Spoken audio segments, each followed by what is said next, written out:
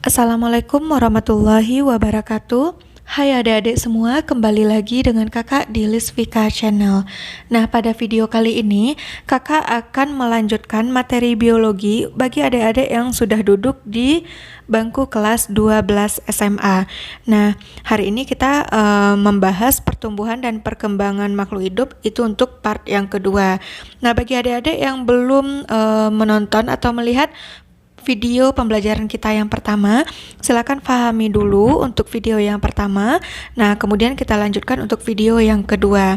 Oke, langsung saja kita lanjutkan untuk materi hari ini. Yang pertama, itu kakak akan bahas dulu tentang teori titik tumbuh. Nah, kenapa teori titik tumbuh? Kalau materi sebelumnya itu adik-adik sudah bisa membedakan apa itu pertumbuhan dan apa itu perkembangan. Nah, sekarang kita akan mempelajari teori titik tumbuh pada tumbuhan. Nah, kenapa sih tumbuhan itu bisa mengalami penambahan panjang ataupun diameter? Nah, sekarang kita lihat untuk teori titik tumbuh ini dia terbagi menjadi dua teori. Yang pertama, itu ada yang disebut dengan teori histogen, itu dikemukakan oleh Einstein. Yang kedua itu ada namanya teori tunica corpus, nah itu dikemukakan oleh Smith. Nah, kita bahas dulu untuk poin yang pertama, yaitu teori titik tumbuh menurut Einstein yang disebut dengan teori histogen. Nah, menurut teori histogen, teori titik tumbuh itu dibagi menjadi tiga. Yang pertama, lapisan sebelah luar. Nah, itu dikenal dengan istilah dermatogen, di mana dermatogen nanti dia akan melakukan diferensiasi atau perubahan bentuk menjadi jaringan epidermis. Yang kedua, ada yang disebut dengan lapisan tengah atau lapisan periblem. Nah, ini nantinya akan membentuk atau berdiferensiasi sehingga akan berubah menjadi korteks. Nah, jadi di sini korteks dan epidermis itu punya fungsi yang sama, yaitu sebagai pelindung. Kemudian yang ketiga, itu ada lapisan sebelah dalam dikenal dengan istilah plerom. Nah, plerom itu dia berperan untuk membentuk silinder pusat atau stel.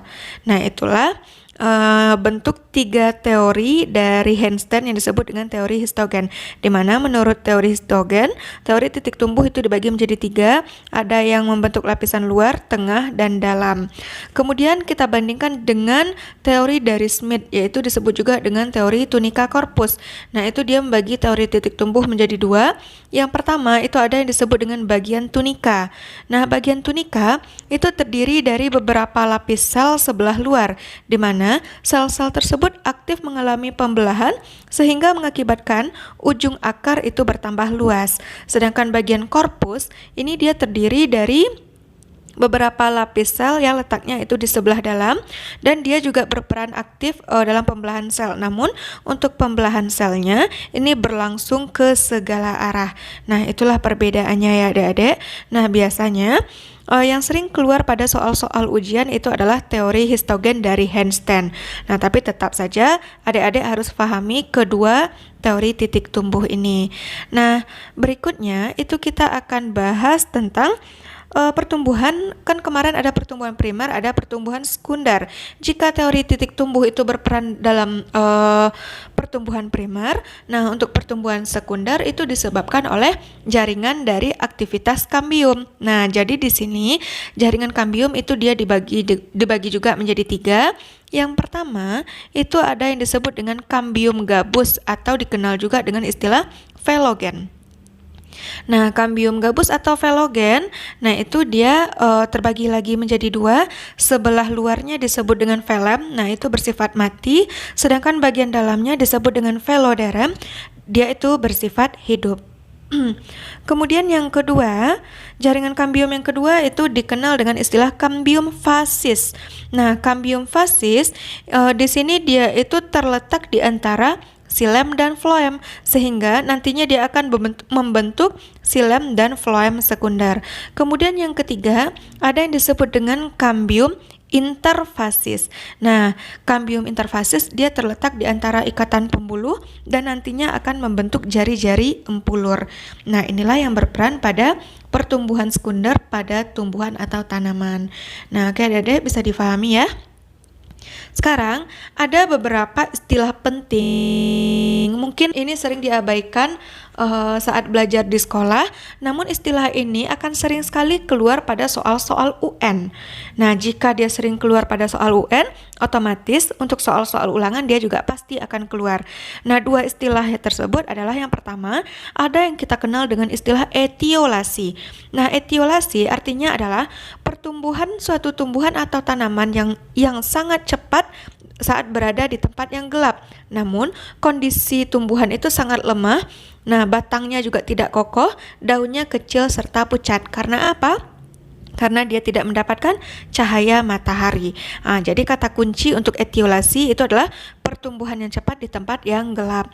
Kemudian yang kedua itu ada fotoperiodisme. Foto artinya cahaya, periodisme artinya periode. Jadi fotoperiodisme di sini merupakan respon suatu tumbuhan yang bervariasi terhadap panjang pendeknya penyinaran yang bervariasi juga. Nah, inilah dua istilah penting yang perlu adik-adik ingat karena ini sangat sering keluar pada soal-soal UN. Nah, berikutnya kita masuk pada perkecambahan. Mungkin adik-adik sering mendengar kata kecambah tapi nggak tahu artinya. Nah, jadi di sini perkecambahan artinya adalah tahap awal perkembangan suatu tumbuhan, khususnya untuk tumbuhan berbiji. Nah, tahap-tahap yang terjadi pada perkecambahan itu ada 4. Yang pertama, ada yang disebut dengan peristiwa imbibisi. Imbibisi di sini maksudnya adalah peristiwa penyerapan air dan nutrisi melalui celah-celah atau dinding suatu sel. Nah, itulah yang disebut dengan imbibisi. Imbibisi hanya terjadi pada 2 tumbuhan. Yang pertama pada proses perkecambahan, yang kedua imbibisi juga terjadi pada lumut atau bryophyta. Nah, imbibisi hanya ada ditemukan pada 2 istilah itu saja. Kemudian tahap yang kedua ada proses pembentukan enzim, yang ketiga ada pemanjangan sel radikula, dan yang keempat itu ada terjadi proses pertumbuhan dari kecambah.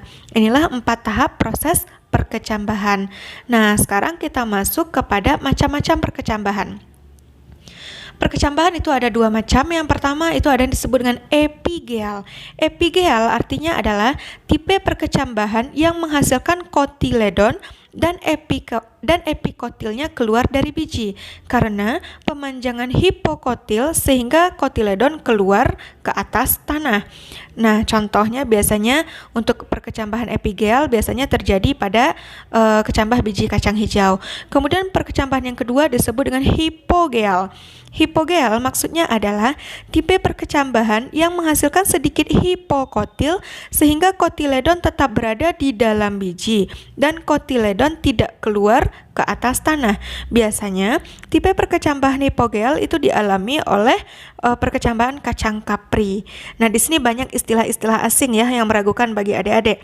Ada kata epigeal, hipogeal, epikotil, hipokotil. Nah, itu pasti membingungkan bagi adik-adik semua. Nah, jadi di sini kakak sudah bikinkan catatan penting mengenai istilah-istilah yang ada pada perkecambahan. Yang pertama itu epikotil. Epikotil itu artinya adalah ruas batang di atas daun lembaga yang akan tumbuh menjadi batang dan daun. Kalau hipokotil adalah ruas batang di bawah daun lembaga yang akan tumbuh menjadi akar. Kalau epi artinya di atas, hipo artinya di bawah. Kemudian ada radicula, berasal dari kata radix artinya akar. Nah, radicula artinya adalah bakal calon akar. Kemudian ada plumula, nanti adik-adik akan menemukan istilah plumula, itu artinya adalah bakal calon batang. Dan terakhir itu ada kotiledon, artinya adalah daun lembaga atau bakal daun. Nah, inilah istilah-istilah penting yang perlu diingat tentang perkecambahan. Nah, materi terakhir kita adalah tahap pertumbuhan dan perkembangan pada manusia dan hewan. Nah, ini merupakan materi penutup kita untuk bab pertama di kelas 12. Nah, tahap pertumbuhan dan perkembangan pada manusia dan hewan itu hampir mirip saja. Yang pertama, pasti dimulai dengan fase embrionik. Apa itu fase embrionik? Adalah fase yang dimulai dari pertumbuhan zigot sampai terbentuknya embrio. Nah, tahapnya itu ada 6. Yang pertama itu ada yang disebut dengan tahap morula. Morula adalah tahap di mana sel-sel itu aktif melakukan proses pembelahan. Tahap yang kedua itu ada blastula. Nah, pada tahap blastula ini terbentuk rongga-rongga antar sel. Kemudian dilanjutkan pada tahap yang ketiga yaitu gastrula.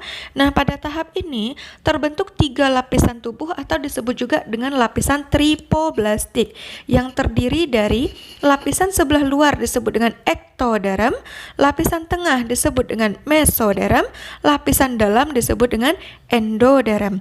Nah, untuk contoh ya, kalau dia ektoderm berarti sebelah luar yang terlihat. Contohnya yang terlihat adalah kulit, kuku, rambut, dan saraf. Kemudian kalau untuk lapisan tengah atau mesoderm itu adalah rangka dan otot, sedangkan lapisan dalam atau endoderm ini adalah semua organ tubuh bagian dalam. Nah, kemudian dilanjutkan dengan tahap berikutnya, yaitu ada tahap morfogenesis, diferensiasi, dan terjadinya spesialisasi jaringan. Kemudian diikuti dengan induksi embrionik atau biasanya kita singkat dengan IMBAS. Nah, IMBAS atau induksi embrionik ini merupakan suatu pengaruh dari adanya 2 lapisan dinding pada tubuh embrio dalam proses pembentukan organ tubuh yang ada pada manusia secara utuh dan sempurna. Nah, itulah maksudnya.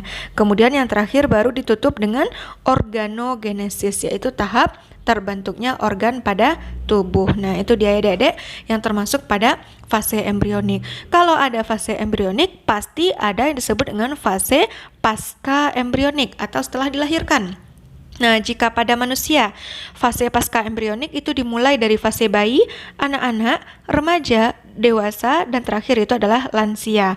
Namun kalau pada hewan, fase pasca embrionik itu meliputi fase metamorfosis atau kita kenal juga dengan tahap perubahan bentuk tubuh pada hewan. Nah, khusus untuk metamorfosis, di sini kakak jabarkan lagi. Metamorfosis yang adik-adik kenalkan itu ada 2. Ada metamorfosis sempurna dan tidak sempurna. Namun, kalau dalam biologi itu kita menggunakan istilah ilmiah lagi. Nah, yang pertama untuk metamorfosis sempurna itu kita sebut juga dengan istilah holometabola, di mana tahapnya itu meliputi ada fase telur, larva, pupa, dan imago. Biasanya metamorfosis sempurna itu terjadi pada pada hewan kupu-kupu dan kata. Kemudian metamorfosis yang kedua itu ada hemimetabola atau metamorfosis tidak sempurna. Nah, untuk tahapnya dia akan melewati fase telur, larva, nimfa, dan imago. Nah, contohnya itu pada belalang dan kecoa. Nah, di sini dapat kita simpulkan perbedaan holometabola dan hemimetabola itu terletak pada kalau holometabola memiliki tahap pupa, di mana pupa artinya adalah terjadi perubahan bentuk pada tiap-tiap fase pertumbuhan.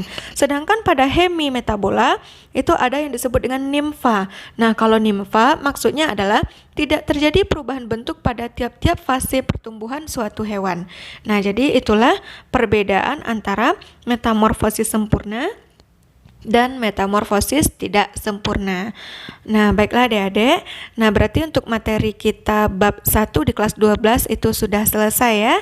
Semoga video pembelajaran yang kakak berikan ini bermanfaat bagi adik-adik semua dan dapat membantu proses pembelajaran daringnya. Nah, kakak tutup untuk video kita kali ini. Assalamualaikum warahmatullahi wabarakatuh.